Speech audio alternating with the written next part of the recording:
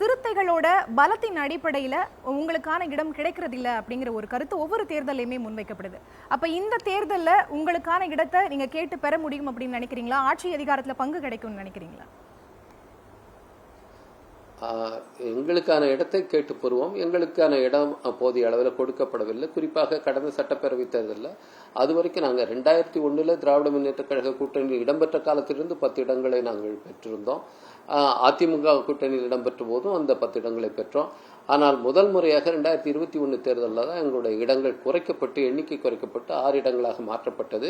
அன்றைக்கு இருந்த சூழல் காரணமாக அதை ஏற்றுக்கொண்டு தமிழ்நாட்டினோட நலனுக்காக அதை ஒப்புக்கொண்டோம். ஆனால் 2026 தேர்தலில் நிச்சயமாக எங்களுக்கு உரிய அங்கீகாரத்தை கூட்டணி கட்சியினுடைய தலைமை பொறுப்பில் இருக்கிற திமுக அளிக்கும் என்று நம்பிக்கை எங்களுக்கு இருக்கிறது.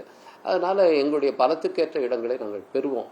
அதில் எந்த சமரசமும் நாங்கள் செய்து கொள்ள மாட்டோம். ஏன்னா இன்றைக்கு 2001 2026 இடையிலான 25 ஆண்டுகளை விடுதலை சிறுத்தைகள் கட்சி பெருமளவில் வெற்றி பெற்றிருக்கிறது, வளர்ச்சி அடைந்திருக்கிறது. இன்றைக்கு ஒரு மாநில கட்சியான அங்கீகாரத்தையும் பெற்றிருக்கிறது.